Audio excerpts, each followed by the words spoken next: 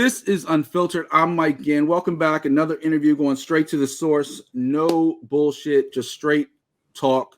My guest this week, none other than the son of the late, great Hall of Fame, Mr. Wonderful, Paul Orndorff. Of course, I'm talking to Travis Orndorff. He has a podcast, Some Kind of Wonderful, where he talks to also the other kids of Hall of Fame legend wrestlers.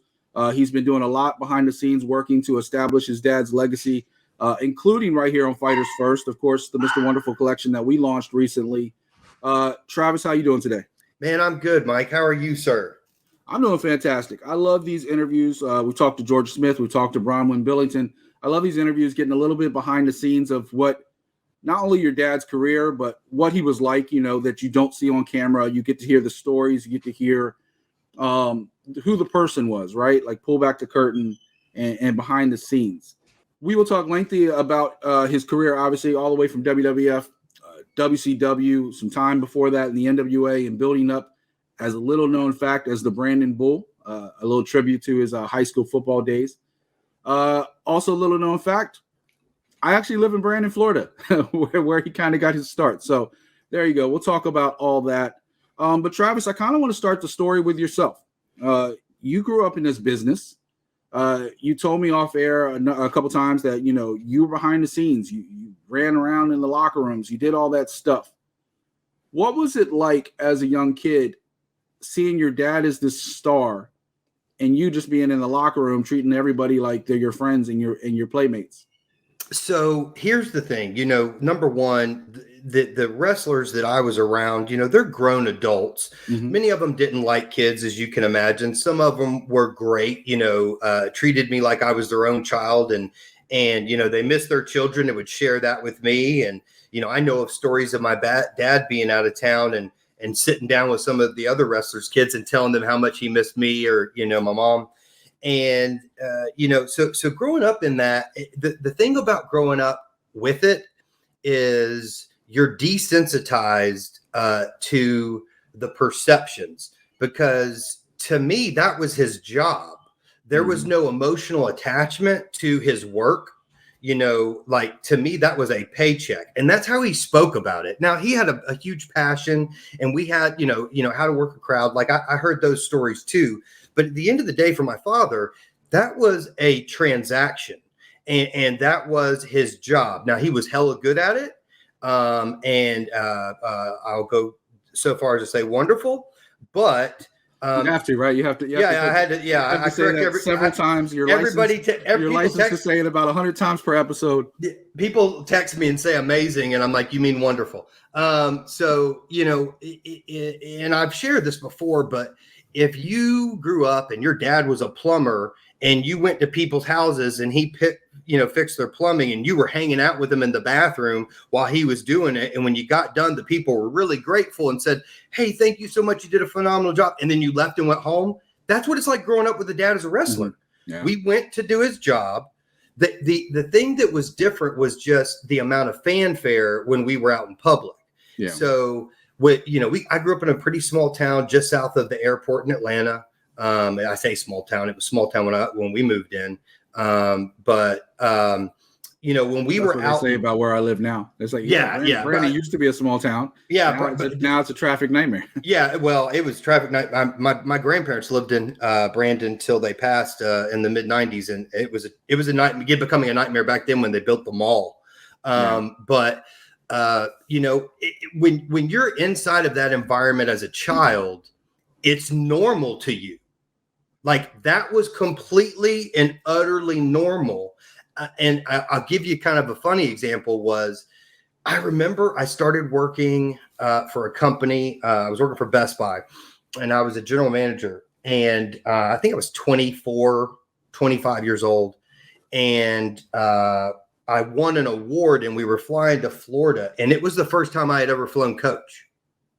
Now, that had never crossed my mind that I grew up in first class. Yeah, you know, with my father, because everywhere we went, we had first class tickets. When I was 13, we were sitting on the top floor of the Aerobus on the way to Australia. Was it slumming? Have you ever had to go to business class?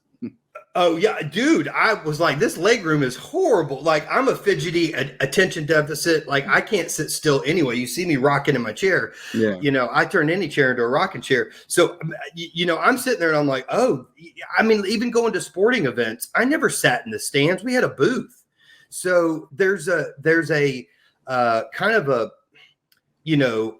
alternate reality where that's all I knew. So I never knew any different. And it was only later in life did I realize how different, some of the experiences I had were from the rest of people's lives. Cause that's just all I knew. If everywhere you went, people asked for your dad's autograph and it started when you were, basically in the womb, then you become more frustrated with it. Cause you're like, just give me, there was times at dinner where I'm like, give me some peace and quiet. Like leave us alone. I want to, sit here and talk to my dad about my baseball game or, whatever it was. And my dad was always respectful to the fans.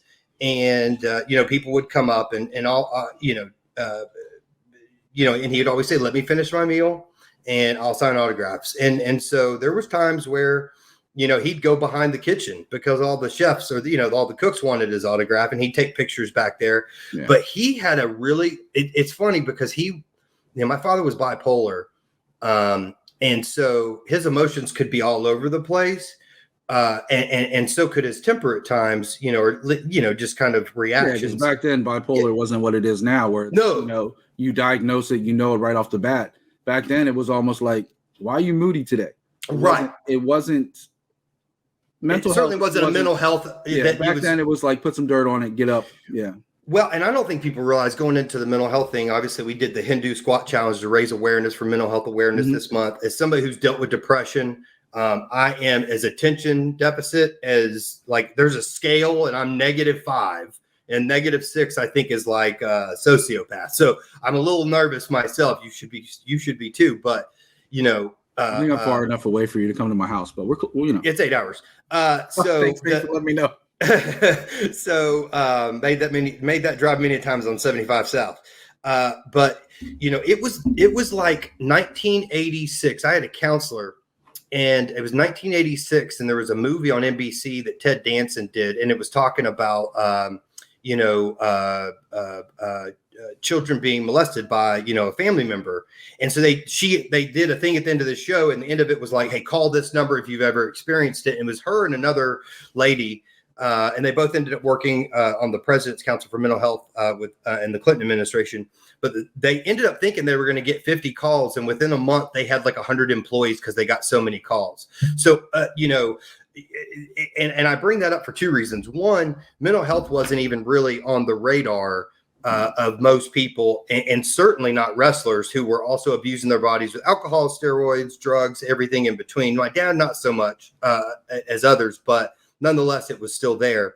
And so, yeah, it was all attributed to anger and steroids, not, your childhood and a lot of these other things. So he did seek mental health help, later in life and was diagnosed and took the medicine and things like that and was able to stay balanced. But, when the reason his arm was injured and people asked why he didn't get the surgery, I'm like, medical science and that injury and that surgery back then in 1987, like I had back surgery 4 years ago. I have the same right arm injury as my dad does. It just was, mine's actually a little worse than his. I had more nerve damage, and I had 50 staples and all that stuff. But the reason that dad didn't get help is because there was nobody to help. And when you looked at the procedures back then, they were experimental. So he didn't get that neck surgery till 96, because it was my senior year in high school. And then he had a second one in 2000 after he broke his neck in Buffalo. So, when you think about his career and kind of all he went through, his ability to maintain his temper and some of those things, it was amazing with the fans, not always with Vince McMahon. So back then the wrestlers all had a thought: if you take time off, you lose your spot. Well, that was the rule back then. When you work in the territories, Bill Watts, for example, and everybody brings up his name. You knew from week to week. Like he basically would talk to you no matter how good your match was. He would talk to you like, you may have a job next week. I'll think about it. And so when dad wanted to take time off, that mentality obviously was already, you're going to lose your spot. and that's how it worked back then in the territories. I don't think Vince would have done that. But Dad didn't have the ability to really communicate with him his fears, anxieties, and concerns and just have a rational conversation. Again, my dad was, he grew up poor white trash in, Winter Park, Florida, just north of Brandon. Before that, Winchester, Virginia, which I'm from the DC area. We know that as being like out there, like there's nothing else there. Imagine what it was like in the 60s, when he was there. So, it was, he lived in rundown trailers, sometimes by himself. Most nights he was out picking up his dad from the bar. He bare knuckle fighted for money because that's, he needed money. Too bad he wasn't in this generation. He got paid for that. Oh, dude, yeah. Dad. About that on Art dude, of MMA. Me and Dad had this conversation 100 times. Dad would have been a hell of a UFC fighter if he had gotten, because he could wrestle and and he could. God, he won a rowing championship in college on a whim. I saw a picture of that. Yeah, his buddy and him just said, "Yeah, we'll do it," and won. Never rowed before in his life. He was naturally gifted at almost everything he did. Yeah. I mean, people always ask, because he was a drummer. He had great rhythm. There wasn't a sport he couldn't do, even golf. Like he somehow learned how to hit a golf ball in spite of his size. It was the ugliest swing you'd ever see. But uglier than Charles Barkley? Oh, nobody's uglier than Charles Barkley. But it wasn't, real smooth, but like he went out there, couldn't hit it. And then one day it was like crushed it. It just, and he was like that with sports. Was he like, but at the same time, and I don't mean this mean, so I would never want to disrespect my father. He was always insecure about his education, which is why he was so adamant that I went to private school. That was I went to private school my entire life, except for like 1 month. I went to public school and I was like, this sucks, man. So I went back, but his education wasn't great. So even at a young age, I can remember going with him like on autograph sessions, and somebody would say their name, and it would be a name that you would like, hey, what's your name? I go by Michael. And he would lean over and say, hey, how do I spell Michael? So when you get into some of that, the what you would learn in your typical school system, that just wasn't him. Doesn't mean he wasn't intelligent. He was extremely intelligent. Dude could smart. Yeah, he couldn't like, he read his Bible all the time, right? But he would read a verse, and I'm not joking, where I'm saying 10, 15, 20 times before he'd move on because he just couldn't remember it. And that was a combination. Did he have some ADHD issues too? Because my daughter's ADHD, and she does the same thing, reads that line over and over again. And that's kind of a common trait. Yeah, well, I'm actually going back to school for psychology. I've been in business, and I'm a VP at a bank right now. But having learned about what I went through in my depression and anxiety, and then also understanding my background and my father in particular, because we were so close. And it's so weird because you look at him and me, and we look nothing alike, but we are more alike than anybody in our family. Like the two of us are peas in a pod personality. You say that now. I'm currently looking at a picture and looking at you, and I'm like, a little bit. Yeah, you know what? I'm like 80% Italian. I did my DNA test. I got Orndorff on there. Growing up, people were like, you look more like your mom. Honestly, if you look at a picture of my mom's dad, there's pictures of us where if I put them next to each other, you wouldn't know which one it was. Yeah. Same haircut and everything. That's a choice.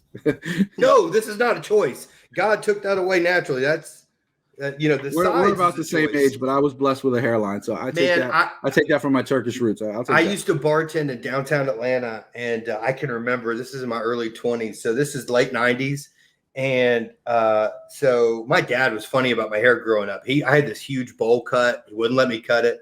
I remember I came home with like earrings in. Meanwhile, he had a full head of hair till he died. Oh yeah. But I come home one day with like earrings in, my hair bleached blonde. I've got black eyeliner on, and you can see black lipstick smudge. And Dad just looks at me like, what the, you Mr. know, All-American looks at his son. oh, who's he's going like, punk rock. you know, oh yeah, I'm totally raved out, right? We're going to raves, you know, all that stuff. And so, yeah, his facial expressions, he just, you know, he would just shake his head, you know, and different things. And, you know, like I came home with tattoos, and he was so funny about his body. Like, there's no way on God. Dad didn't get that surgery. Part of the reason is because he didn't have a scar.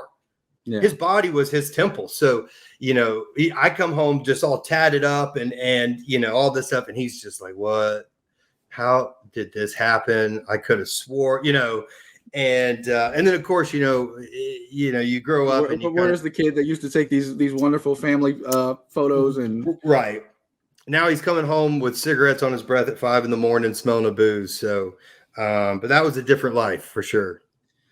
Yeah. You know, we talked a little bit about it.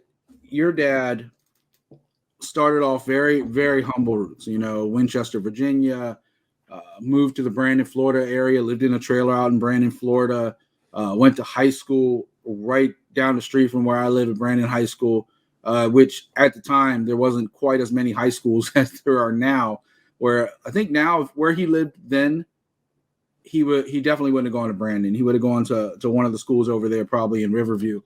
But that's right. Yeah. You're absolutely right. He would have. In fact, I remember him mentioning that. His sister Tina, they came up when Dad was, you know, at my house, and you know, in his last few days, and we were discussing how that would have been different, and they mentioned that as well, because there was only one high school at the time. Yeah. You know, this is 19. Hold on. Here's his Athlete of the Year, the Huerta Award from Hillsborough County High Schools. So, you know, so there had to be more than one, but that was 1968, 1969. So, you know, I feel like Brandon's one of the older ones. Riverview High School, I think, is one of the older ones. But there's also a number, because obviously it goes all the way out to Plant City to, right, you know, West Tampa. So there's, I mean, it's a large area, even if it wasn't as populated then as it is. And I think their trailer park was closer to Plant City than anything. But at the time, I could be wrong about that. But I thought it was on the other side. I thought it was on the Palm River side. Maybe it was Palm River. They moved twice. So, you know, and then, you know, like my mom lived on Pearl Circle, if you're familiar with that, which is right down the street from off 75, off Hillsborough, off the highway in Brandon. Okay. But, you know, again, dad grew up really humble. You know, his father was a butcher. That whole area, just FYI, is now like a shopping center here, a shopping center there, a shopping everywhere. So I have no doubt. I actually look a lot like my dad's dad as well. So my dad's dad is my height, 5'9". I'm more muscular than his dad was. Like I think I'm 185, maybe 11-12% body fat. He was like $150 and like 5'8". So Dad being 6 foot was actually kind of abnormal in the family. And his brother Terry's like 5. I think his brother Terry's 5'10". So Dad's size, you know. In fact, I'll tell you, Lee Haney. Terry's still around here, right? He's like in Seffner or something like that. Right? Yeah. He's still down there. I saw him and his sister Tina recently, you know, last year. And then my cousin Curtis, Tina's son. That's a whole nother story, because I'm still curious why. Because he had some success early in the wrestling business, and then went into a whole totally different way. Went into construction, and you know, lived his life the way he wanted to. And I was always kind of curious why he got out of the business so quickly. But obviously, he didn't have the success your dad did, so it kind of went different directions. Yeah, I think there was a little bit of a I had a counselor tell me recently, actually the other day. He said, "Travis, I need you to start doing things half-ass." And my dad's rule in life, like literally, this was our motto growing up: you don't do anything half-ass. Either do it or don't do it at all. Mm-hmm. That's not always a great motto, but I understood what he was trying to get to. But one day, my counselor looks at me. I'm kind of the same, so I get it. I was talking about work and everything, and he's like, "I need you to do everything today half-ass." And I said, "Why?" I'm like, "That's against everything I grew up with." Because your half-ass is everybody else's whole ass, and you would be better off just conserving your energy for more, as opposed to overdoing it in one. And that's how Dad was wired. Dad was intense. And if you didn't keep up imagine playing with Michael Jordan, not to say, you know, not You know what I'm saying? No, I get it. It's like the Steve Kerr story. Like he expected so much out of his teammates. Yes. Yeah, And so like even going to the gym, like my father was the most supportive man I have ever been with. For me, I mean, he truly, truly showed love on a regular basis. But when I went to the gym with him, he made it miserable. Like, and it's not funny when you're 8 or 10 or even 15 and you can't move for 3 days. But it's installing life lessons. Well, the thing that he didn't understand is I felt defeated, so I didn't even try it. And that was something I had to unlearn. Was it's okay, because who goes into the gym and picks up the 110-pound dumbbell the first time they walk in? No. And if you did, my point being that dad's intensity could overwhelm you to the point that you would give up. And that happened to me. That happened to me in working out. It didn't happen to me in anything else because he always had a little more balance. But when it came to that, there was no other way to do it than his way. And I think Terry didn't have that same level of intensity. Good athlete. Don't misunderstand me. He wasn't my dad. So you're living just looked up to your dad, so he wanted to kind of follow in his footsteps. And then I guarantee dad was hammering him because dad was going at a different level, even at that time. So I run into that sometimes because I'm one of the most competitive people you'll meet. And my daughter is one of the least competitive people you will meet. And as a parent, especially, we have more knowledge today than your dad had, 30 years ago, 40 years ago. And, you kind of have to take the foot off the gas and let them be them. But at the same time, there's also a way to like keep pushing them because you don't want them to quit later in life, right? Well, yeah, it's always a tough fine line. I have my oldest is 21, my youngest is 18. And, I go back to my son's freshman year in high school and he was struggling with some of his grades. And my issue wasn't his struggle. My issue was his work ethic. And so he was playing video games. And so I wrote him a schedule from the time he woke up to the time he went to bed. And I sat him down and I was like, look, here's what your school schedule looks like. Here's what you're doing right now. I've allotted you X amount of time per day for you to play your video games. So either we do my plan or you continue your plan, but here's the grades we have to, expect. And if you put in the time and you don't get the grades, we'll come up with another plan. Yeah. Well, he started crying his eyes out because I basically gave him 20 minutes of free time a day because he would be studying each class. And amazing, he put in 10 minutes and fixed every grade. And now he's going to law school. So it was, congratulations. But I give my son the credit. The point is in those moments, you have to make it a teachable moment. And in that situation, that was the illusion of choice. Because, when we would go to places like Disney World, I would break down for him, do you enjoy this? Would you want to bring your family here? Okay, what do you want to do for a career? Okay, that won't afford you the ability to do this. So we've had those conversations. He's 21. He has, 800 credit. He's, he'll be able to buy a house as soon as he graduates. Those are all things that we're have to expect from ourselves with our children is make them better than we were. And dad with me, I didn't, I'm back in college now and finishing my degree. I got 2 years done. But like for me, it was always about work. So I was able to move up within my career because of my work ethic intensity. Mm-hmm. My son, I slowed down. I was like, hey, that worked for me. I took my dad's version. He helped me become this version, but I'm going to help you become this version because he didn't know this part. So, every legacy, every generation should be a little bit better. The irony is, none of us are going to end up in wrestling. We all ended up in the academic world, which is exactly what my father would have wanted. Yeah. And never say never. Cause let's be real. We got a little sidetracked. Get back to your dad's story. He didn't plan on wrestling. He thought it was fake. He thought it was garbage. He wasn't a fan. He was playing football in high school. It was a big deal. Ended up staying local, going to the University of Tampa, becoming a big deal there, which is ironic because now I'm not even sure University of Tampa even has a football team. They don't. They haven't had it since like 1974, if I'm not mistaken. Yeah, and they're a beautiful campus. I love their campus. Like I drive by it all the time because I'm always like downtown around that area. In fact, Dave Bautista just put his tattoo shop literally across the street from the campus of University of Tampa, DC Society. But speaking of tattoos, right there across from the Tampa. I already got my next one picked out. I got my chest done last year, and I was like, all right, I'm done. and took about a year. And I'm like, all right, I'm ready. But let's talk about that. So the story goes, and correct me if I'm wrong, because not everything's true on Wikipedia. We know this. He had gone in and out of the NFL with training camps and stuff like that, the World League and stuff like that. And he just got tired of it. He didn't want to play football anymore. He just, he had been through the ringer so many times. Our Bruce broke his spirit in football, is what he told me. In fact, I have right here behind me, I have the game football from one of his last games in 1972. And every player on the team signed it, including, I think you might have heard of this guy, John Matuzak. No. Sloth from Goonies. Oh, okay. Yeah. I wasn't thinking. I was thinking first round draft pick for the Oakland Raiders. I didn't know he played football. No. Yeah, John Matuzak. So he was a first round draft pick for the Oakland Raiders. Old. I'm not that old. No, true. Freddie Solomon. Neither one of us was alive for that. Okay, buddy. Freddie Solomon played for the 49ers, Earl Bruce, and my dad. So I have this, University of Tampa football signed by all the players. It's one of the last ones they had, as I understand it. Yeah, and there's a whole story with that. And your dad excelled at football. Like everything you said, everything he did. But the story goes that he was out of football, basically laying in his father-in-law's living room, saw wrestling come on.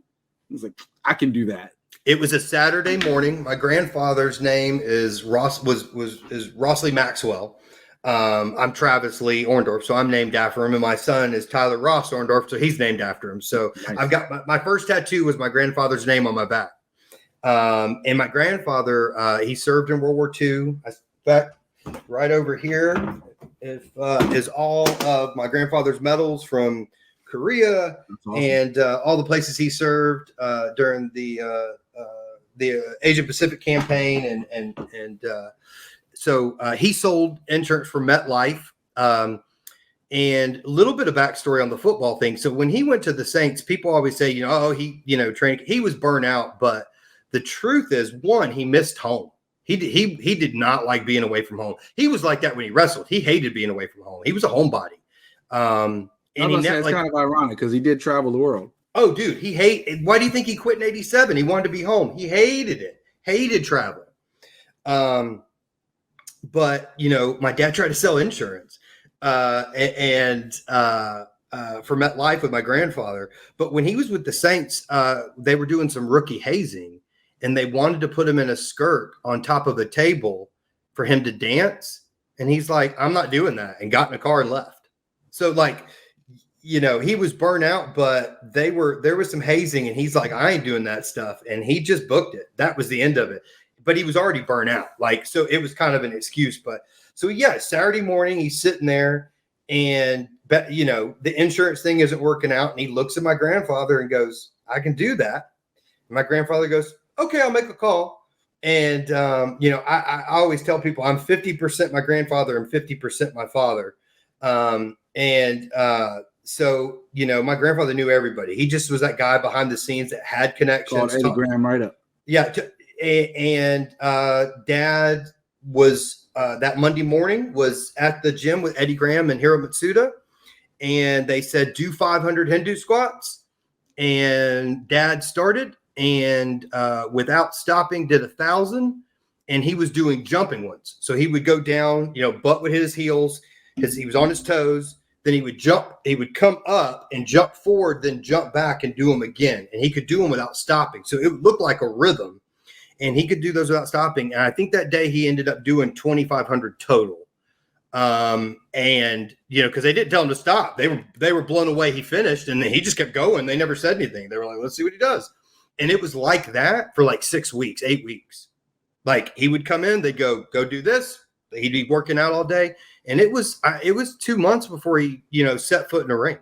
Yeah, he said, I think he said, and this is coming from my father. Yeah. He said and considering he played, college football, Division I football, Florida's no joke with its athletes, even back in 1960. And he was an athlete of the year. He was a premier athlete. And so when he got done with that 8 weeks, Dad said, I was in the best shape of my entire life. What that tells me is he could have been, and the man could have been a Navy SEAL. He was recruited to be a Navy SEAL. He had that kind of head for it. that he could have endured the pain. It just, I have the utmost respect for them. That is, the only person I've ever heard that I believe could actually do that I've ever met was my father. And Jesse Ventura. Oh, and Jesse Ventura. Absolutely. Yeah. Who actually was. Yeah. But, getting back on track, he did, he just jumped right into it. And he said in his own words, I saw an interview with him back in, I think it was 2017 when he was kind of doing those last appearances in the Canadian wrestling stuff. And he was sitting down with a talk show and some of the other guys that were on the show. And he was just like, yeah, they kicked my butt for 6 months. Hiro Matsuda and Bob Backlund beat me up every day for 6 months. And then next thing you know, they were like, all right, you got a match on Thursday or Wednesday or something like that. And that's kind of like how it went. And next thing you know, he's traveling Florida doing matches. And he didn't really know what he was doing. He knew how to fight. He knew how to protect himself. But they never really taught him how to, quote unquote, call a match, right? And he was just basically doing what he was told the first, I think he said, several years on the road. It wasn't until he got with Jimmy Snuka a couple years later down the road that they were tag team champions in the NWA that he actually learned how to actually do the business. So I'll tell you, I was at StarCast in Nashville, and I got to sit down with Mr. Jarrett, Jerry. Number one, I'm sitting there and I see a picture of Jerry from 1974, 1975. And if you look back, that's when my dad changed his hairstyle to down the middle. Mm-hmm. That's Jeff Jarrett's hair. That's Jerry Jarrett's hairstyle. I looked at that picture and I'm like, oh my God, that's where Dad got it from. He's like, oh yeah. So Jerry was telling me, again, you hear Dad's stories and they're all the classic split down the middle. Yeah. The butt cut. I don't want people to think he had a mohawk. He didn't have a mohawk. No, the butt. I always call he's talking about the split. Butt cut. The Farrah Fawcett. And anyway, so Jerry was at a match, and this was when he pulled Eddie and I think Bill aside at the time, and Dad was a mid card, and Jerry pulls him aside and goes, "Listen, I got to tell you, your best wrestler is your mid card. It's Paul. You need to take him aside and teach him. Number one, he gets it because everything he does is great. You just haven't given him anymore." What's funny is how they handled it. They pulled Dad aside. They start doing more stuff and start kind of elevating him slowly. But, that was before Snuka, because I think Snuka was 79, if I'm not mistaken. Is that right? Right around there, yeah. So in 78 was when he won the title from 78. So he December 78. Okay, so yeah, because in May when I was born, I was born May 2nd, and Dad won the title from Ernie Ladd that month, right after I was born. I always joked that he went and won the title after, instead of coming to the hospital, which isn't true. He came to the hospital with Brian Blair, and they were looking. It wouldn't have been surprising in that era, though. Oh no, but not. It would surprise you if it was my dad because he was so family oriented. Yeah. He wouldn't have missed it. But they were sitting there looking in the the thing, and Dad, I can see him because he's a nervous wreck, just kind of going crazy. He said, "Which one's mine, Brian?" He said, "I think it's the one with all the hair." And so Dad goes, "Yeah, that one." So. But yeah, a month later, he's wrestling Ernie Ladd and winning the NWA title. But right before that, so you go back to 76 when he kind of really, popped. That was Jerry Jarrett understanding and seeing Dad's potential intensity. The way that Jerry said it, he's like, man, he floated around the ring. He didn't run, he floated, and he was like, he's like his athletic prowess, when he would do a leapfrog, he was like, he was above the third rope with his butt and legs. And keep in mind, he was probably 215 at the time. So he wasn't up to 250 until probably 82, 83. So he was nimble and he played fullback so he could hit you like a beast, but he also did punt returns so he could move. In fact, when he played, I think it was FAMU he played, he had 2 punt returns and a rush for a touchdown. And the paper said he was the fastest white man in Florida. So, I mean, just his ability to work inside a ring and sell allowed him to learn a lot more of the techniques. And when you go back and watch my dad's repertoire of matches, and you compare it to other wrestlers, and I'm not diminishing anything, but he could do every move in the book. It would be interesting to see him today. And he could do it well. If he came in today with the way they do more spot wrestling, it would be interesting to see some of the highlights he would do. Because like you said, he was just such a tremendous athlete. But one thing I do want to point out, a lot of people probably listening to this are probably like, well, why didn't he stay in Florida? And back then, you trained somewhere, but then they quickly sent you to get experience somewhere else. Oh, yeah. So the territories. So like he broke in 76, as, you know, shameless plug, you can see on Fighters First. He broke in on 76.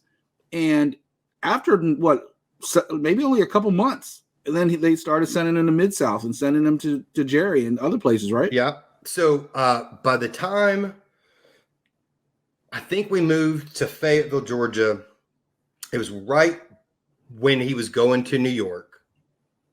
And I remember because we lived in an apartment in Riverdale, just so 83? In 83. And so I was 5 years old. It's the first house we ever owned. My dad bought it, paid it off. My mom still lives there. So we had lived from the time I was born till when we moved to Georgia. We had lived in like 7 states. I don't remember any of it except for, but we lived, and even when we were in Florida, we didn't live in Tampa. We lived in Pensacola because he was wrestling in the Panhandle. Then we were in Louisiana, Oklahoma. Were the Samoans there in Pensacola at the time? I don't know if they were at the time, but yes. I mean, I know that's like their home base now, but I didn't know at the time. I don't know if you know this. Alpha and Sika are the ones that came up with Mr. Wonderful. I thought Roddy did. That was just on screen? Okay. Alpha and Sika are the ones that came up with Mr. Wonderful.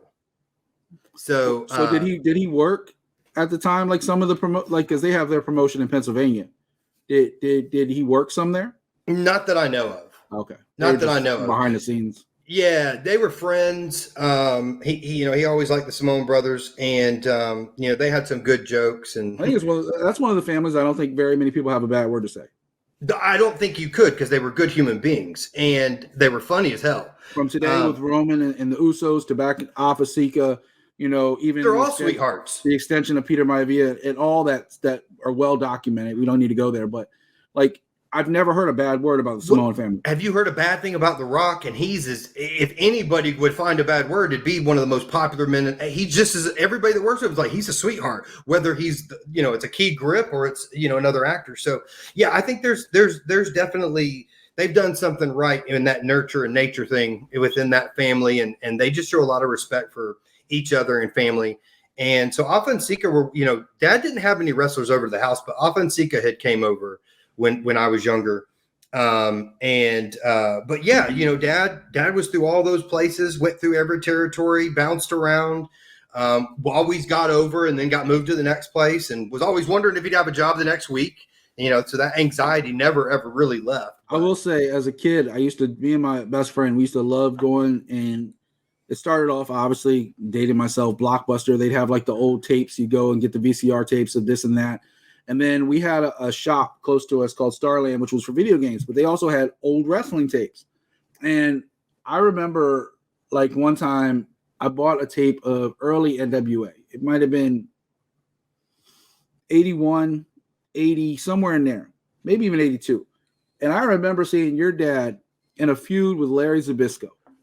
And Larry would never actually fight him. He'd always send somebody else to fight him. He'd pay him like $25,000, $50,000, whatever it was, to like put a hit out on your dad. And I always wished we had seen that feud on the big screen, because the only time we ever saw them on the screen again, if I'm not mistaken, was back in WCW late when they were both legends and they were being super respectful and kind of like beating up the new kids. Like it wasn't like a thing that they ever really interacted again. And I always thought that was such a missed opportunity, as good as both of them were at the time. Like I always wish that feud had gone further. I would tell you one of his best runs was in the late 70s with Ted DiBiase. Yeah, that was a good one. Yeah, Ted was a good work. And you go back. So I remember, when Dad was at WCW, there was the time.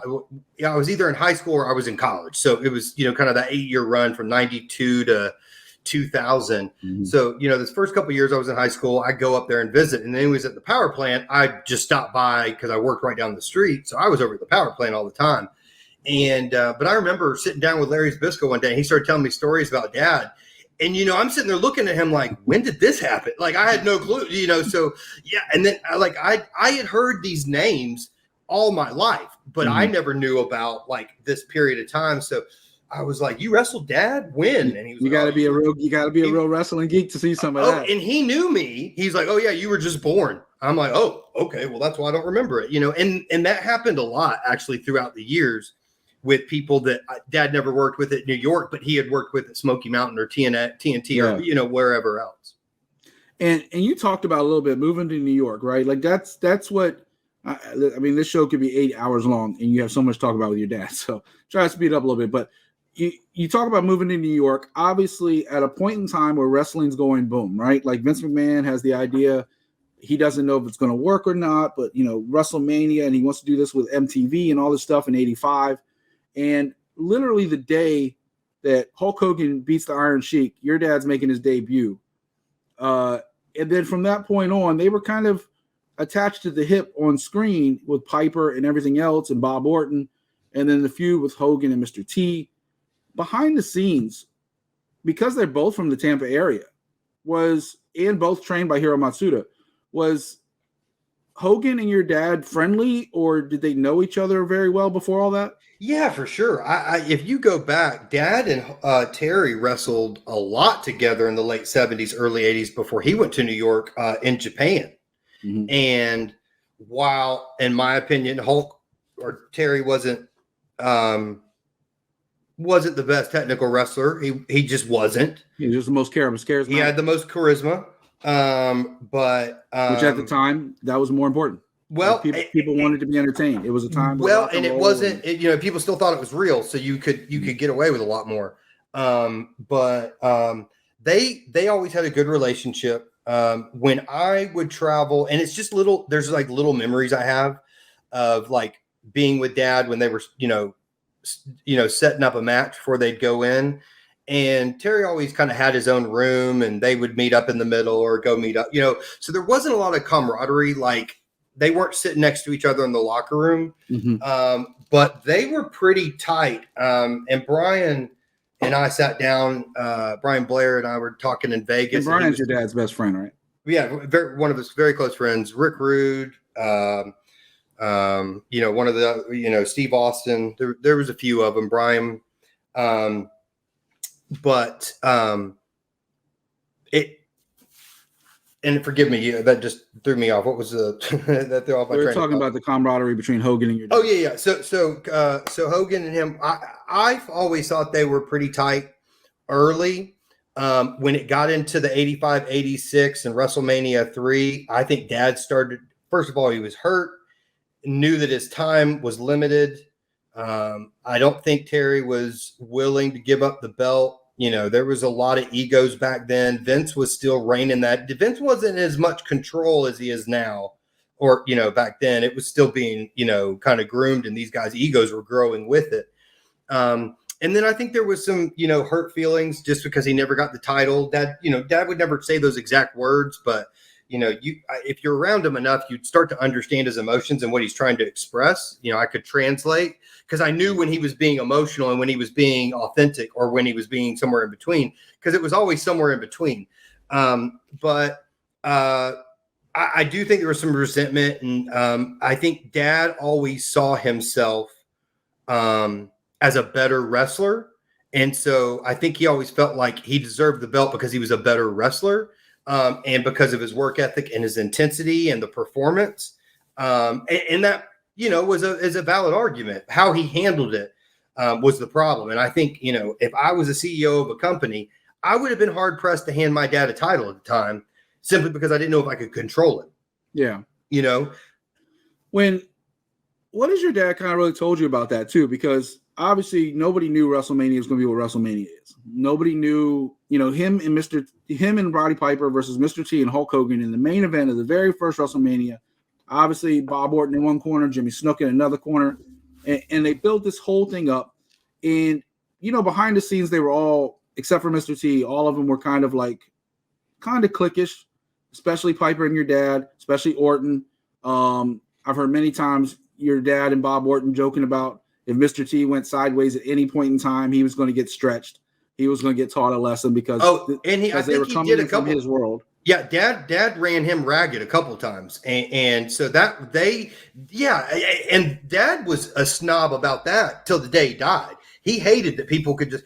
And I'll tell you this. So my question, real quick though, and you can go ahead and tell me a story. But my question was, did he know? Because Piper said a couple of times they never really knew that was going to be what it was. Did he know that their makings were on the wall for that to be what WrestleMania became? Absolutely not. Absolutely not. Now he said they knew the buildup, but to the level it was with Liberace coming in, like I don't think people remember the matches. They don't remember the spectacle around it. But you had the music and you had Muhammad Ali. I mean, truly, some of the most. Cyndi Lauper was at the peak of her fame. Mm-hmm. You had some of the most popular stars from Hollywood and from the country, and it brought validation to this entertainment, and so I think they thought it was going to take off, but nothing like what it turned into. And then you have later on where when they went to Toronto for the big match, and they were expecting 10 to 15,000 people, and it was 73,000. So if anybody says they knew, there's no way. Otherwise, they would have sold 80,000 because they would have been prepared for it. Yeah, and you were saying the story, like Mr. T came from the outside world. He was the first, not the first, but one of the first like big time, like Hollywood people to make his foot. Obviously, people remember Andy Kaufman and some other stuff. But that's the only one I could think of before that. But there was a couple. Well, like I said, he wasn't the first, but he was definitely a big name at the time. He was a tough guy, legitimately at the time. He was a bouncer and everything before he ever got into Hollywood. And so people considered Mr. T legit tough, whether he was or not, but he considered him legit tough. And the image was he's coming into wrestling because that's where he would fit. Him and Hulk Hogan and against Piper and your dad. And the story was behind the scenes, I've heard your dad and Orton say it, is that if he got out of line, if he somehow went into business for himself, that was going to be it for Mr. T. His career would have been over. What did your dad tell you about that story behind the scenes? It was much more subtle than that. But even your dog's excited about the story. Yeah, she's in there going nuts. Dad and Roddy, their issue was, they had spent years in territories to get to this point, and on top of that, it's a main event, which was a big freaking deal to these guys. That was. Like to them, that was, in many ways, it was as good as the paycheck. So they felt disrespected that he was there. And you got to remember, they were 29 to 35 years old. I don't know what you were like at that age, but I was still pretty stupid.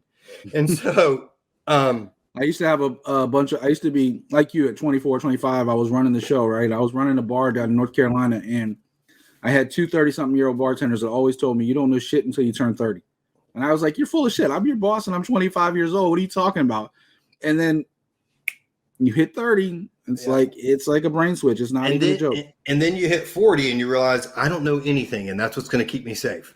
But yeah, they were tough on him. Stop dating us, Travis. Stop. Yeah, that's all right. I'm okay. I'm okay. I've made it this far. I lived longer than I expected.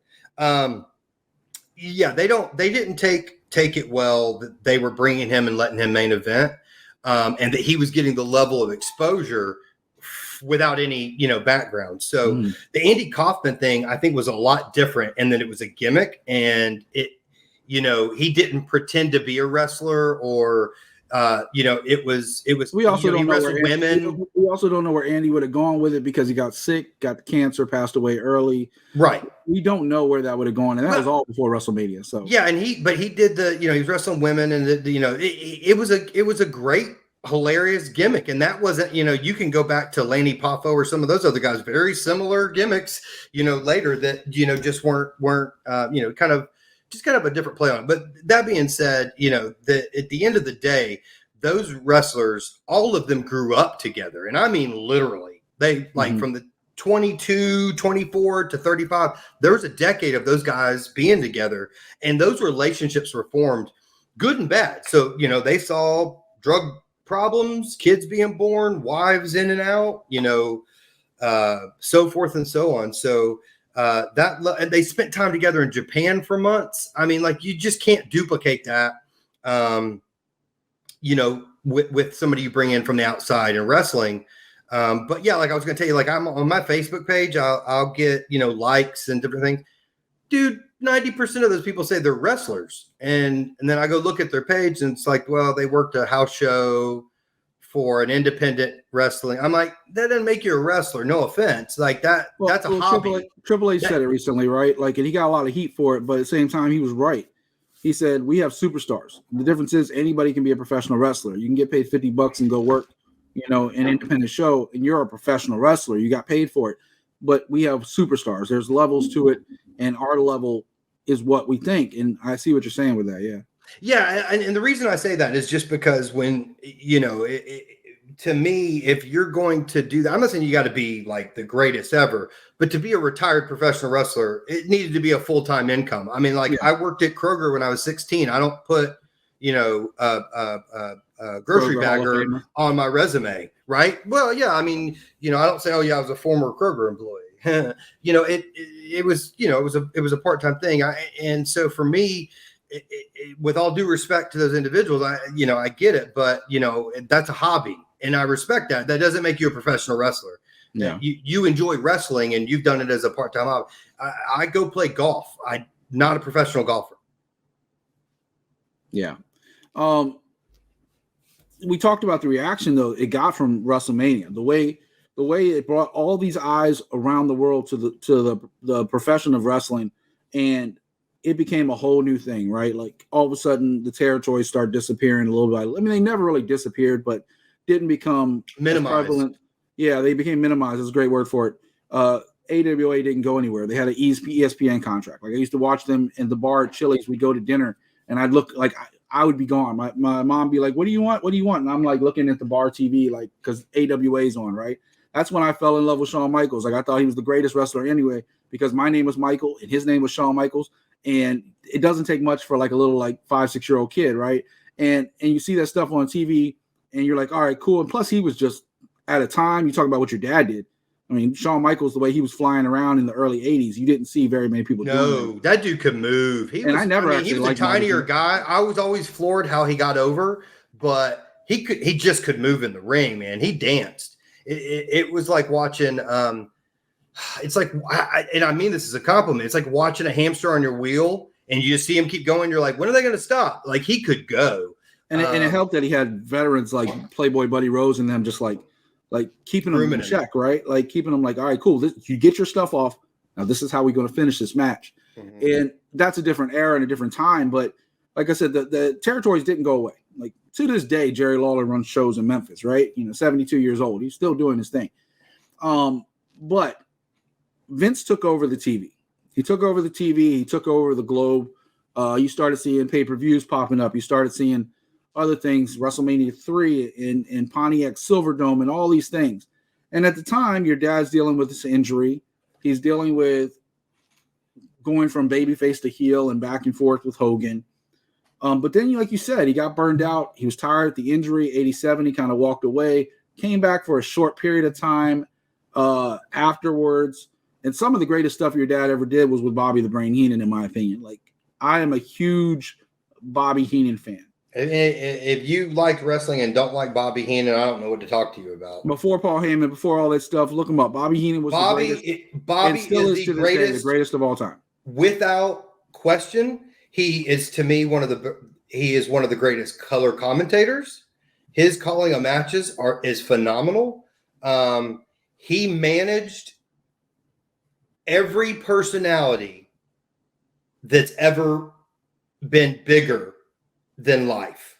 And I mean, like, he managed Andre the Giant, but if you ever watched him, he managed my dad differently than he managed Andre the Giant. Like, his presence was different, the way he interacted in the ring, how he would help dad, Bobby was the best. He will always be the best. There is Paul Heyman, I will put up there, but and I bet Paul, he's an awesome guy, but Bobby I think Paul is the closest who've ever come to Bobby. Agreed. But there will never be a Bobby. No, Bobby's even when Bobby was fading towards the end and half his face was missing because of surgeries and cancer. If you saw him at a convention, and I never had the privilege, but I'd see interviews on videos and stuff like that, his brain still sharp as a tack.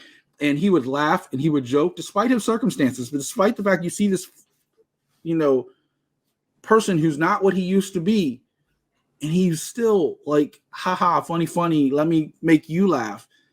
And I can never say enough great things about Bobby Heenan, the person, and the character. The character will never be duplicated, ever. So I got to, I spent time with Bobby Heenan, obviously, when I was young, and I got to spend time with him when I was older. So when we went to the Hall of Fame, Bobby inducted my dad. And during WrestleMania, I think it was 30. I don't remember which number it was, but it was back in Hollywood. I sat down, like during the whole event, Dad went down, they did a ring entry or something like that. So I'm sitting in the green room or whatever. And Bobby and I sat down and talked for probably an hour and a half and just shared stories and different things. And this is in 2005. This is after cancer, but dude, he remembered stories of when I was like 4 and 5 years old on the road with him, and he was sharing it to me. I'm like, how do you remember this? Dude, he was going at it just as if it had happened. I would love yesterday. To know who nicknamed him the Brain, because it was so apropos. Yeah. So intelligent. I think I told you this when I was really young. Dad and I and Bobby were out on the road, and people kept asking me what was I going to follow in my father's footsteps. And Bobby looks at me and goes, tell him no, because you can read. Most wrestlers can't read, He's like, most wrestlers can't read. You can read. So you're going to go into a different thing. And what's funny is, and I say that, it's a joke, but even back then, those wrestlers who, there wasn't a ton of them, but there was a few, they constantly were like, don't do this job, go get an education. Like Bobby down the line, like they were like, don't do this. Trust me, don't do this. And that's why many of them don't, they have family members that aren't in the business, that really family members in the business is a rare exception. Yeah. I mean, obviously Randy Orton, clearly, like there's exceptions, a few, but not as many as people think. Those exceptions are so naturally gifted because they grew up knowing the ins and outs of how this works. Yeah. And they wanted, you can say this probably better than anybody. Everybody thinks from the outside, they got to figure it out. I've watched wrestling since I was 5 years old. And I promise you, as much as I know about the business, and I know a lot, I know wrestlers, I know people behind the scenes, I know how some things work. And I know television as well. I can promise you that if I went into that world, I would be lost because nobody knows until you're actually a part of that world. Well, I had the opportunity on multiple occasions, so I was an actor, that's what, I went to school for and had planned on doing. One of my closest friends in middle school just hosted the Emmys and was on Saturday Night Live. And so Kenan Thompson and I grew up together and went to middle school together. Story, yeah. And, he was going and to now he's no longer my friend on Auto Trader. Thanks a lot, Kenan.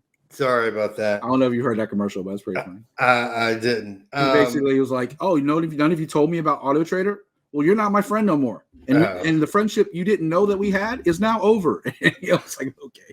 Yeah, it's funny because when I see him, obviously I haven't talked to him in years, but it's so funny because he's the same as he was in middle school in many ways. It's not drastically different, but. So if I was going to go into wrestling, I could have been a referee, I think. But that would have probably been, but even if I want, when I was growing up, I remember my dad had a standard for what could be a wrestler. Mm-hmm. And, cause I think I went to him and said something one time. He's like, no offense, son, but you're not a genetic freak. You got to be a genetic freak to be a wrestler.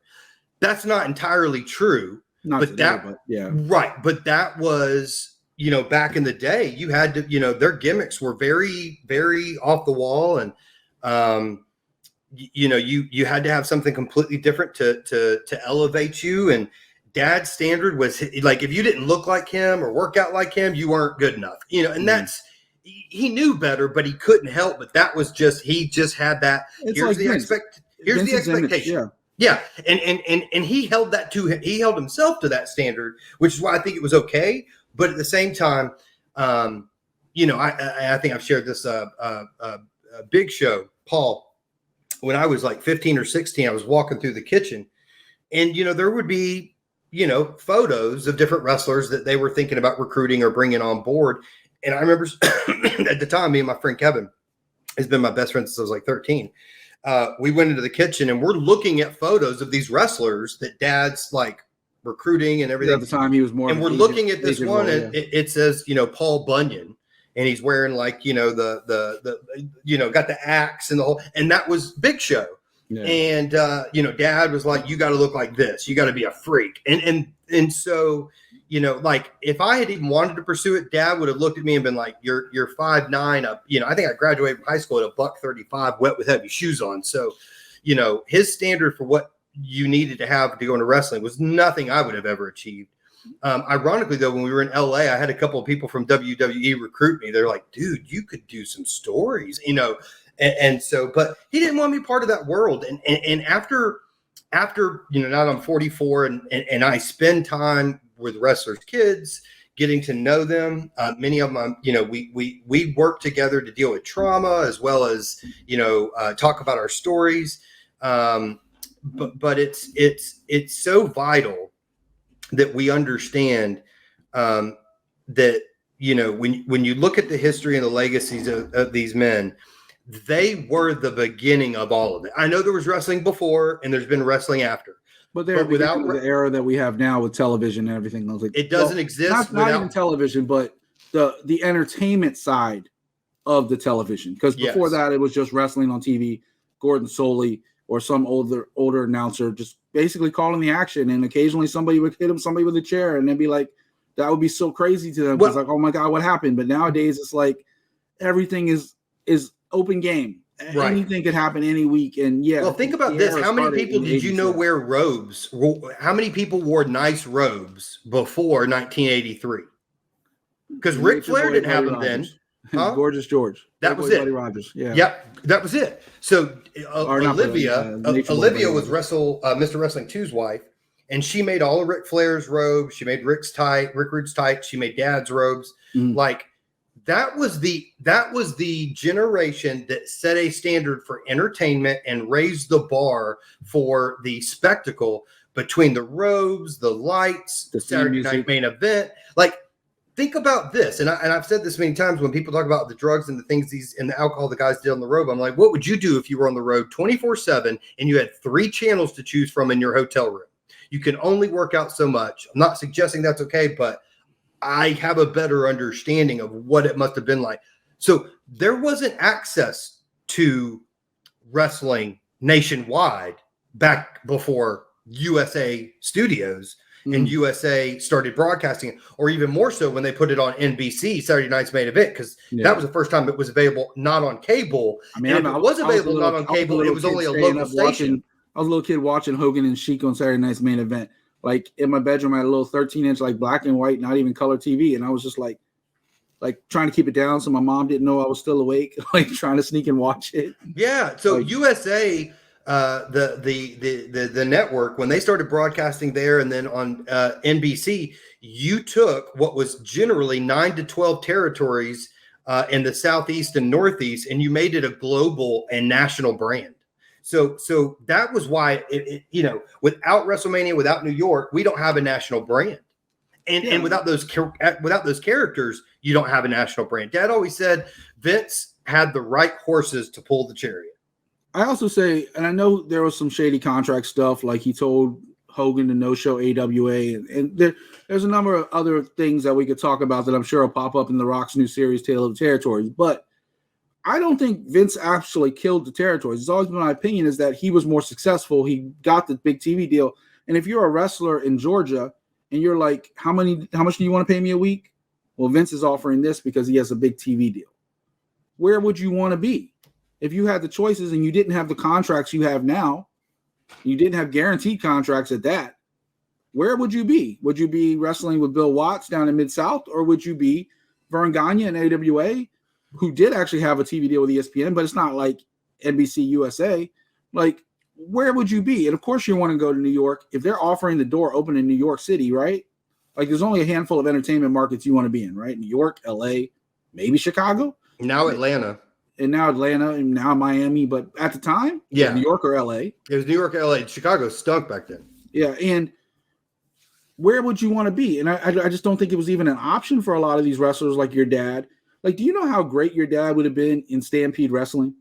Oh, God. Like with Stu Hart and the way they wrestled and the way your dad was physical and could literally go with anybody. Could you imagine your dad in Dynamite Kid or Bret Hart or even Jim the Anvil Neidhart back in those days, like in the early 80s in Stampede? Oh, it would be crazy. Yeah, and they would have, they would have loved him too. And here's what happened, and I'll share this with you. Going back to the Hogan thing, I don't know about you, but I have an older brother. He's 10 years older. We might have had 3 or 2 fights in our lifetime. He basically hasn't been in my life. We don't have a relationship. I don't dislike him. He doesn't dislike me. We just, we 10 years apart. Never exist. Yeah. It just doesn't exist. But I still love him. Right.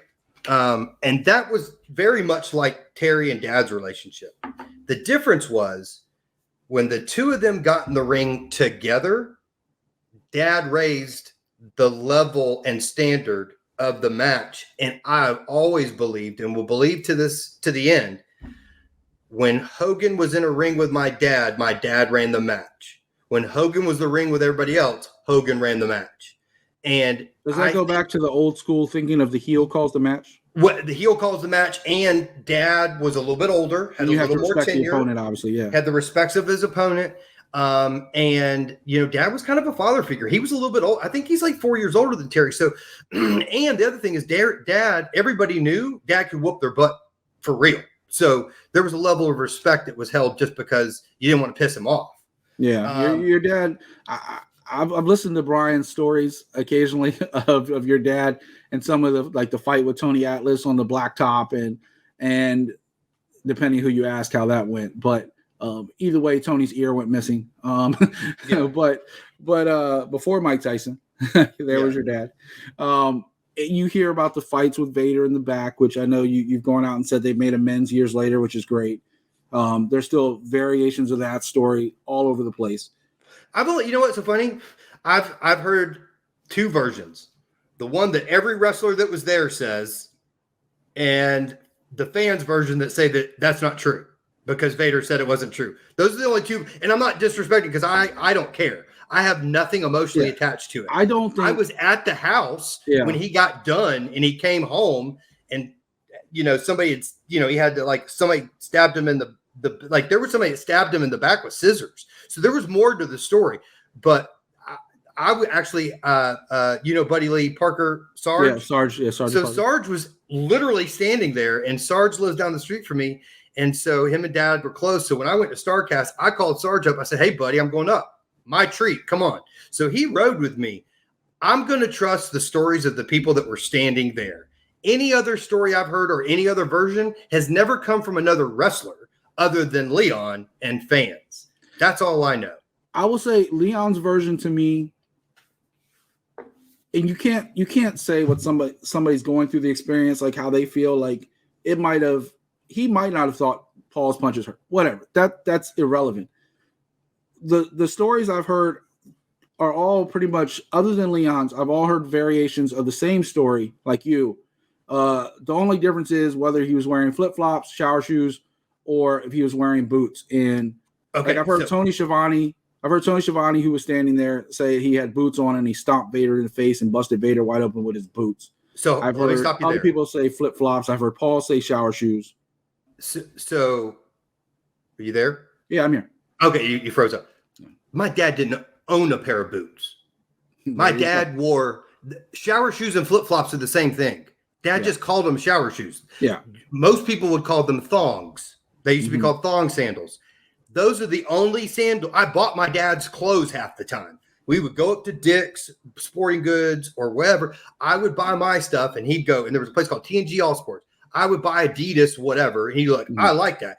We would go up and he would buy his. So Dad and I wore the same sandals. I know that sounds like odd, but I quit I wear flip-flops year round. I will wear a jacket, sweatpants, a hoodie, and a pair of flip-flops outside. I know they don't make any sense, but I just grew up without shoes on. Dad always said it was bad for your feet. So when we went outside, I never left the house with shoes on, ever. Like, that just wasn't how I was raised.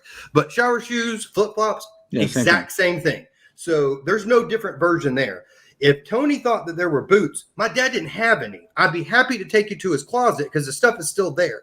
Dad hadn't worn boots at that point since 1985 when he had these alligator skin cowboy boots he wore. But other than that, he had hunting boots. And I assure you, he didn't wear those to a wrestling show. Yeah. All ever versions, even Iron Sheik, who happened to be there because he was looking for a job. Every version basically is the same. Vader basically was having a bad day. He had been recording with Eric, and everybody else over at the studios came late. Nobody at the show knew why he was late, but that part seems to be true, that he was having a bad day because he was just tired and exhausted from doing interviews all day or promos or whatever the case is. And then he comes and they got a show going on, right? The show's about to launch in like less than 2 hours. He's in a bad mood. He just wants to sit around, relax a little bit, get his wherewithal. And Paul was the guy that had to go and say, all right, Vader, it's time to go. We need this now, or we can't use you on the show tonight. And Vader was like not having it. He slapped him, knocked him down. Paul gets up, and then the rest is history. He basically beats the crap out of Vader. So here's the story from the 4 or within 5 feet of this fight. Mm-hmm. Number one, Dad had a problem with Vader because, and this has been documented, I just don't want to speak ill of somebody that I have the utmost respect for. I mean, both legends are passed away. Yeah, so this is just, again, me sharing information. But Vader hurt the boys, and he had a reputation for being rough, rough with and being stiff and hurting the boys. And Dad was. So it's funny, is you would think my dad had a huge ego, which he kind of did, but not really. My dad would defend a weaker person before he would, like, if in fact, I can remember growing up, if I had ever said anything negative about somebody that was disabled or handicapped, I would have got my ass whooped in front of them at that moment. And I remember one time some guy made a joke about somebody that was handicapped, and my dad grabbed him by the shirt. And I guarantee you that guy never, like something from the movie where, like, let me see your driver's license. If I hear you say this again, I'm coming to find you. Like, Dad scared the death out of this guy. So you have to know that's how my dad was wired. Mm-hmm. He was there to defend the little guy, and he always did. We were always involved in the Special Olympics and different things like that. So Leon was hurting the boys.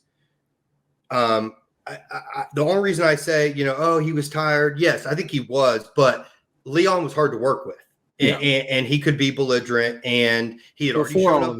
Yeah. He had shown up late. He was entitled, and every one of those guys got like that at some point. You just didn't know when it would happen, but they all went through it. But Vader was under contract. He was pissing off Bischoff. In my opinion, I don't know this for fact, Bischoff knew what he was doing when he sent Dad in, because he knew Dad wouldn't take a shit. I don't think they expected a fight. I think they thought Vader would just give in. Was it Bischoff or Kevin Sullivan that sent him in? Well, Kevin was Bischoff. Kevin was running the show, right? Yeah, but it was Bischoff. Like, okay. I mean, I'm just telling you my dad's version. Sure. So, no, absolutely. Yeah. I was just talking about what I've heard. So I know. Kevin was the one that sent him, but yeah, it was so.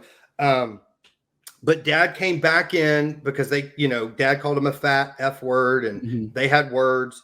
Dad left. When Dad came back in, Vader sucker punched him. Yeah. Dad went down to his knee. Dad just turned right around and came up with a right hook.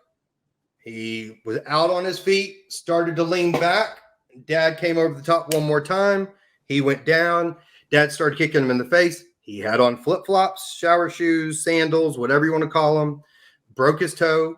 Then they started to try to break him up, and they were pulling him apart. Vader was out still. Vader started to get up, and then they just pulled him apart, and that was the end of it. And here's what I'd say. Vader just got caught with a punch. Like, that's it. Dad caught him at the right time, and Vader was standing over him, and his jaw was wide open. Dad clocked him.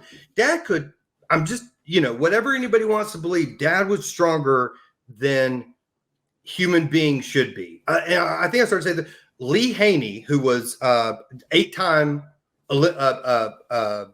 Olympia. Mr. Olympia, Dad would work out with Lee in Fayetteville. I've spent time with Lee before. Well, I mean, he started off with what? What's the legendary name in the original Hard Knock South gym? Harry. When he first started. Yeah. When he first got into legendary, like when he was in high school. Yeah. Harry, I can't remember. Dad, the guy pulled Dad aside and said, "You've got a gift." Lee Haney looked at him working out my dad one day, and this is Lee's the biggest dude I've ever met, like proportionately.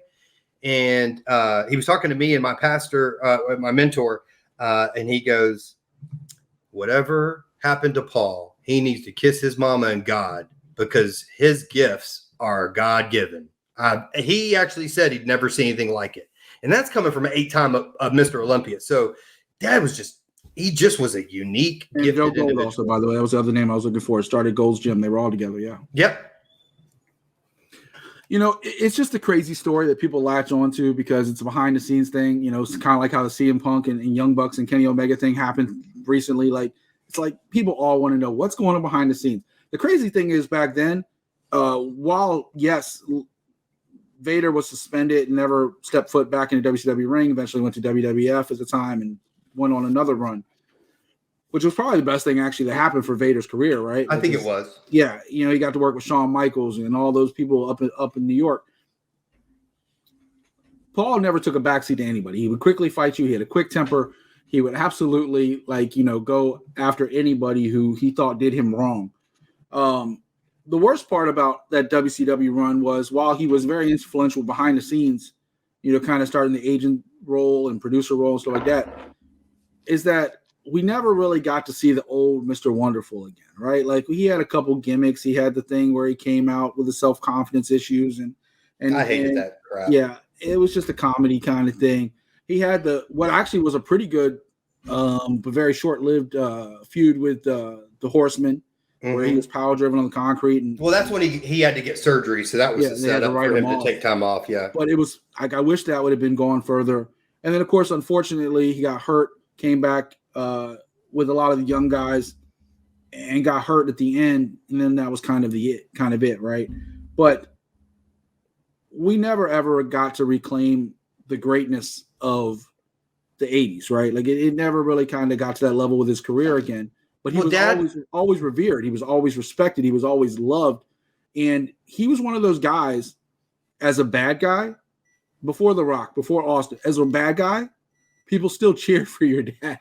Like they still cheered for him. He was one of the first bad guys that still drew an audience clapping. Right. And I think it was him telling the story of when they were in Toronto and he was 50-50.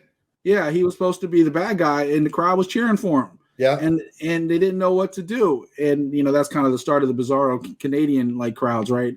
You never really know. Towards the end of his career, because you were old enough then at that point to kind of be aware and what's going on, did you know that was it? Well, yeah, because he'd come back before. Well, here's the difference. And this is, again, some of the information that people don't know and isn't shared. So it doesn't always make sense to people. But, most of these guys that had a rerun of their 80s fame was in their mid-50s. Mm-hmm. Well, Dad was, if I'm not mistaken, he was 51 in 2000. And so, but he was a full-time employee for, when he was at the power plant, he was a full-time employee for TBS and Ted Turner. Yeah. So when he got injured that last time, he was on long-term disability. He wasn't allowed to go back into a ring, or he would lose, his long-term disability pay that he got for the rest of his life. So when those guys had to go back in the ring, Dad didn't have to. He went hunting every weekend and was in pain. I mean, he was permanently paralyzed. So when Dad could have come back in his mid-50s, Dad was already so hurt that had he done it, number one, he would have lost his pay, and number two, he would have got hurt again. I mean, there's no question. But somebody was asking me the other day, what would my dad say about Ric Flair? I said, I don't know what my dad would say, but if my dad was 73 and could have gotten in the ring, he'd have done it. I'm about to say he did it at 67. Yeah, and he shouldn't have. In fact, we were at the Hall of Fame in LA, and they wanted him to help out some wrestlers. I'm 25 years old. I'm a little too cocky for my own good, for sure. But we go in there and, Ricky Steamboat's there, Arn Anderson, Steve Kern, and they got a couple guys that they're like, hey, Paul, show them how to do a couple of these spots. And I slam my hand on the mat and I'm like, get the F out of the ring. What are you doing? And like, I'm going off. All these grown, wrestlers, all Hall of Fame, are looking at me like, who is this punk kid? And I look around, I'm like, that's my father. I'm the one that has to take him to the hospital. Don't say a word. And needless to say, none of them ever talked to me. I don't know why, but yeah, I was livid because like I was there. You mean Arn's not going to invite you on the podcast? I don't think so. So first of all, I'm somebody's kid. They don't care about me. I have no stature or credibility. I don't know anything about wrestling, and I don't spend a day in the business. Yeah. So I get it, but for me, I was there in '96 when he broke his neck, and I remember he wore this neck brace literally 24/7 for a full year. And I can remember him, I can remember feeding him and I helped him recover twice. So when he was back in that ring, I'm like, no, I'm not going through this again. And that's where, where everybody saw this job and the fame, it was an extension of himself, but it was a part of him. But to me, it was always a danger. It was never something that was necessarily ready to be revered because all I saw was the injuries. So I'm gonna ask you two more questions before I let you get out of here. One, I do want to know what your thoughts were on his final little. I'm just gonna call it having fun. It's 2017. He jumped into the ring in CWE, Canadian Wrestling Elite, in Manitoba, Brandon, Manitoba of all places, right? Brandon, Manitoba. And he did have I think he went on a 2-week tour with him. Was that right? To be honest with you, it was 13 days, and he did 12 of them. Yeah, I heard.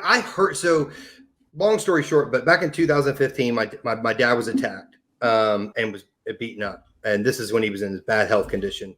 It was by a family member, and so then he came to live with me in 2015, but wouldn't stay. He refused to stay. So he went back home. Called it. At that point was when I started calling Adult Protection Services and blah blah blah blah. So there was a disconnect. I was kind of cut out because everybody knew that I would raise the red flag if anything bad happened. So when he was going on some of those trips, I had gone with him a ton, but at that point I wasn't traveling with him. I was going through a divorce. There's a lot of things going on, but yeah, I heard about it after the fact. I would not have been a fan just because I don't want to see him get hurt. But at the same time, I bet that brought him more joy and fun than he had in a decade. And so the empathetic part of me is glad that he had that moment. But if I had been there, I would have stopped it. No question. I think it's different too, right? He didn't put himself at risk. I think he did do his elbow drop, which is the only time he went to the ground. But whereas Flair cut himself open, faked a heart attack, was concussed most of the match, dehydrated most of the match, which a lot of people came off and said, why would Flair do this, right? And now Flair might even do another one. Who knows? But, that's Ric Flair's life. It is what it is. I don't have to support it. You don't have to support it. Rick, don't watch it if you don't like it. Exactly. But, what Paul did was kind of a little gimmicky, have fun. Haha, here's this legend in the ring. Yeah, but if my dad, said, I'm sure he had a smile from ear to ear when he was my fear is, and you just have to know, little baby PTSD. If my dad get in the ring, I would have never trusted him to just do an elbow drop. Instinct takes over, and that man, Well, you heard him on interviews, and I'm sure you've watched them too. When they did the kind of studio interviews, promoting the tour, Paul's giving advice to the young guys. He even though this was 4 years before the dementia and other stuff took him, he was very aware, and he was very much in the moment of helping people and putting people over and talking about his career and everything else. There was not a missing brain cell there. He was. Yeah, there. It was. Yeah, that's not accurate exactly. I have no doubt about what you said. Whether or not I'm saying perception wise, but prior to so I'll tell you, when we had the autopsy done, the doctor was Dr. Amalu from. They did the movie Concussion. Mm-hmm. He did the autopsy, and I got a phone call from the funeral home, CT and stuff. Yeah, and they were like, Travis, his brain was shriveled up to the size of a child. They compared it to a raisin. like the volume. The guy that did the autopsy said, I've never seen one this bad before. And the doctor was like, there's no way he medically knew who he was the last 20 years. So what was weird was until dad moved in with me in 2015, when I was trying to protect him, was the first time I realized how bad it was. Like, he couldn't remember where the bathroom was. And it was literally across the hall from where I had him sitting. Yeah. Like, it was really, but I had talked to him on the phone 2 months before that. And you could talk to him and you would have no clue how bad it was until you were with him and you realize he couldn't function from 1 second to the next. But if you got him talking about wrestling, dude, he was all there. Yeah, automatic. It's like that part of it. And like, again, that's the short term versus long term. But like, he could sit there and tell me stories about wrestling days or even when I was a kid, but he couldn't tell me what happened yesterday. No, he couldn't tell me where the refrigerator was, and he just left it. Mm-hmm. So I think it's awesome because he loved helping people. Like he had such an intense work ethic, but he just loved training and developing and passing on that knowledge. And I've heard that from everybody ever interacted with. So like, you need to commit to this or whatever. And it was always sound advice. As a father, he always gave, what I'd say was great advice, just maybe not always the best words for it. So you had to interpret to get to where he was coming from. But without a doubt, I'm happy he had that. I have no doubt it brought him joy. And I have no doubt it, made people very happy to see that and see him on his feet. And at the probably same didn't time, make the insurance company happy, but he would, at that point, the insurance had ended, so it was irrelevant. But yeah, I mean, again, I would have just been, it's my father. He's not a wrestler to me. He's my daddy. And so, yeah, of course, he was tough, but I was in the room with him having a beer when he would look at me and go, Trav, I'm in so much pain. Yeah. My knees hurt. So you just got to understand that I never saw him as a wrestler. He was all, I knew who I was going home with and what he was going to deal with after that. And that was my main. Well, so that's the perfect lead into my last question, because this is kind of a subject I've been thinking about this. We're going to talk about it this week on Slamtown and some other stuff.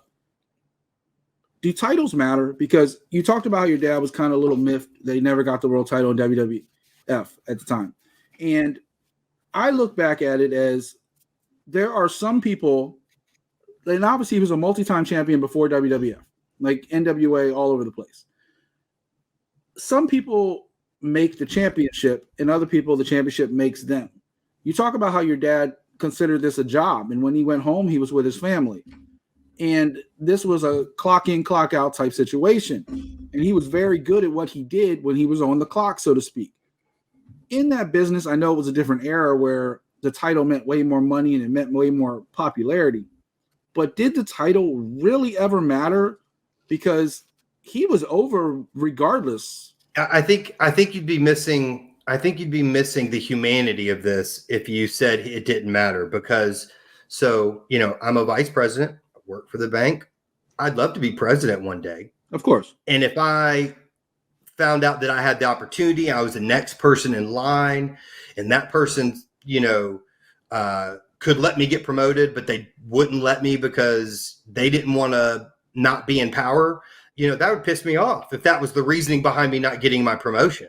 So I think it mattered because of ego, stature, and just, it's a resume builder. It's one of those things that you can say, I had this, he had all the Hall of Fames and stuff. Do I think he needed it? No. But imagine what the financial... I look at Roddy Piper, who at the time was probably the second most popular person in the entire company, who didn't even get a WWF title until he got the Intercontinental title way later. Well, and they offered Dad the Intercontinental title, and he turned it down. And that was when he was wrestling with Tito. In fact, Dad used to say, I don't want one of those belts. They're a pain in the ass. It took us forever to realize what belt he was holding up when WWE had that the picture gallery of his accomplishments, paying tribute to him from when he passed away, and he was holding up the green belt.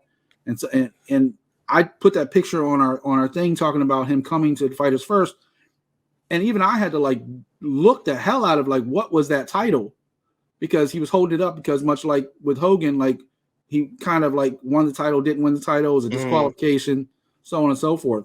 But yeah, I think he would have been a great Intercontinental Champion personally. Well, he didn't. He said this is what he said to me. He's like, they offered it. He didn't want it. He didn't. He literally told me, he's like, it's a pain in the ass to put that belt in your bag and carry it around from town to town. Like that was. I think that was his mentality about the titles in general. To answer your question, however, he was at the top of his game, and if you're at the top of your game, you want the title that comes with it. And I think he felt like he earned it, had put in his time. I don't know if he was promised anything. That was never the impression I got.